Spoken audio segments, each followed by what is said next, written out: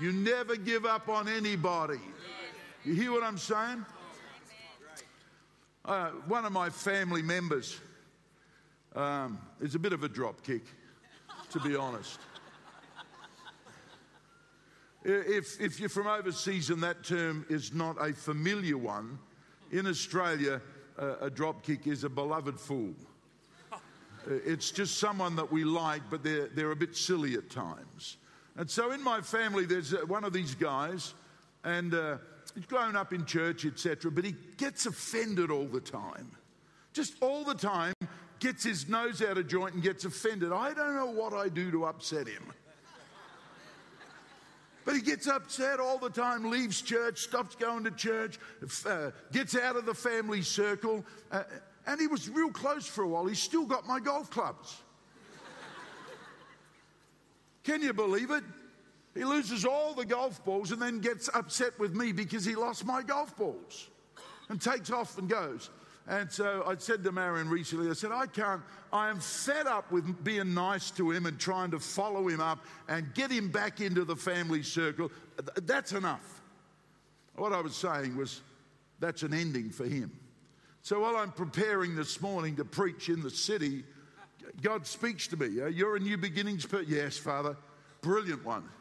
An eternal optimist. Hope springs up all the time. He says, what about your family member? And I said, no, God, I'm not preparing this message for me. This is for the people.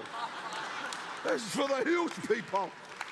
I got to go home now and ring him. Now listen, if you become a new beginnings person, you can be a new beginning for other people. You see, you sit back and say, well, you know, my wife started the fight, she can make up. No, a new beginnings person says, no, I'll take the first step and say sorry. Well, I've learned with women, no, I haven't learned much. But I have learned something. This may help some of you men. All you have to do every day is say sorry. Seriously, every day. I get up in the morning now and I say, Marion, honey, I just want you to know I'm sorry. No, it's serious. It works. Serious. This is what you do.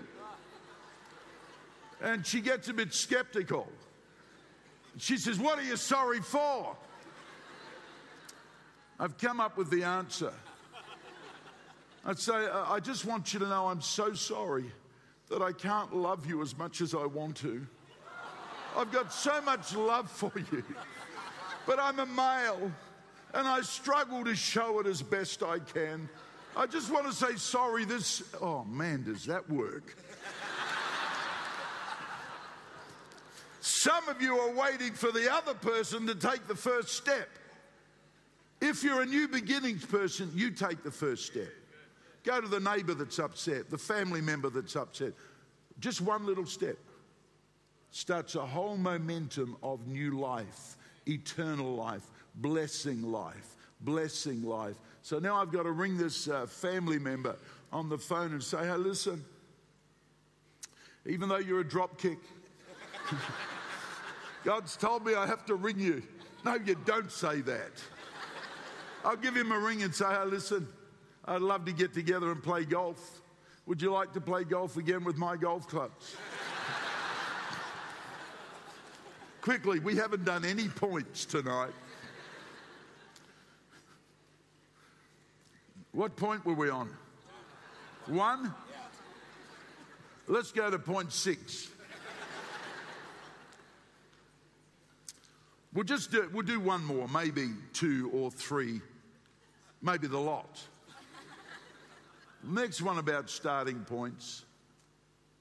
And it's the reason, if you build this into your life, I'm a new beginnings person. Everything about me is a starting point. Starting points require faith and boldness, which pleases God. Anybody can settle down in life. Anybody can give up and live in the power of a bad ending. But starting points require you to have faith, and faith pleases God. And so when you begin to say, well, everything I do, I'm going to start new beginnings in my life continually, that engenders faith at work in you. And so God's pleased with that. And before you know it, you develop the momentum of now faith. That's why you say to some people, how come things happen for those people? Well, they don't camp in the shadow of an ending.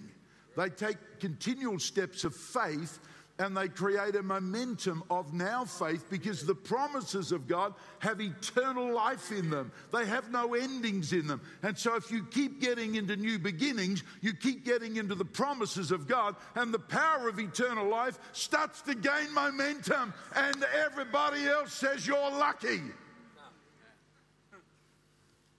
Number 3.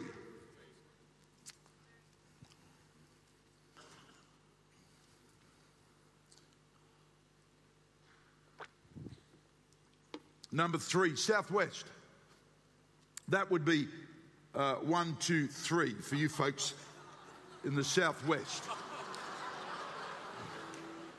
Is that not nice? Do you have implications you read into that? I love those people. They're like brothers and sisters to me. Point number 3. This is an important one. Starting points require very little, but end with much. That build to much. You see, a starting point doesn't take a lot. If you've had a big barney with your wife or your husband, you say, well, I'm not going to live in the end of, that relationship, and there's a breakdown. I'm going to, right now, step forward. Starting point. That didn't take a lot. It doesn't take a lot of strength or love or feeling to take one little step. I'm sorry. That didn't take a lot, but I tell you what, you get back. Man, if I ever do that to my wife, I'm sorry. I wish I could love you a lot more, but I'm just a male. She just melts. One little step, huge big harvest. It's amazing.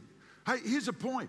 Imagine doing this. Starting points take little and can end with much. Imagine if this year, every Sunday in your giving, because giving is a new beginning. When you put in the offering, you're beginning a new harvest. Every time you do it. Because you're living in starting points. Isn't that right? Imagine this year, if you said, I don't want to let life be boring, every Sunday I'm going to add $1 to my giving. Every Sunday. Because I want every week when I come to be a new beginning. I don't want it to be the same as last week. And so next Sunday, and by the end of the year, every week you're giving $52 more in your giving, and you won't have missed it. I'll tell you why, because you have developed the momentum of continuum of new beginnings and increase. You start with little and end up with much. Do you hear what I'm saying? You can imagine if every Sunday you said, I'm going to sit with one different person. Not a normal one, a different one. Every Sunday you said, I'm going to sit with a different person. Your world would expand by at least 52 people. And if you sit next to some of the wonderful people from overseas, you sit next to them, you inherit their whole family. Be incredible. All of a sudden you've got a big world. All it took was a